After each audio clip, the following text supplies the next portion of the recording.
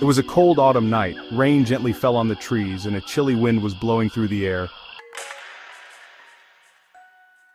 Samira glanced at her phone one last time.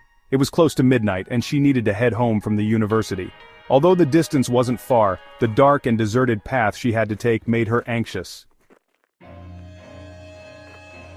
Samira slung her backpack over her shoulder and slowly made her way through the park. The dim streetlights barely illuminated the ground, and the tall shadows of the trees seemed to sway eerily. As she walked, an odd feeling crept over her, and she sensed that someone was watching her.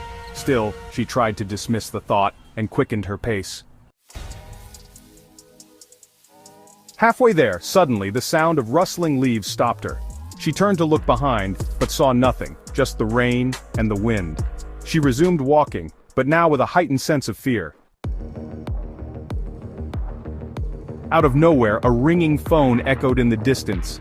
Samira quickly reached into her pocket to answer the call, only to realize her phone was missing from her backpack. In shock, she glanced around, feeling an icy grip of panic take hold of her, as a shadow crept closer from the trees. The shadow swiftly took shape and turned into a human figure. Fear gripped Samira as she ran toward the park. She could hear heavy breathing behind her. The shadow was getting closer, slowly and menacingly. Samira ran without direction through the trees, trying not to look back. All that occupied her mind was escape. Finally reaching the other side of the park, she felt her breath catch in her throat. Suddenly, two more figures appeared before her, two men who looked eerily similar to the shadow. Samira sank into deep terror. They approached her slowly and one of them said softly, "We've been waiting for you." She was sure she couldn't escape anymore.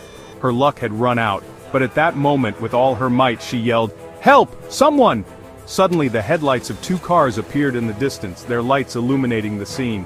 The shadows backed away in fear, disappearing into the night.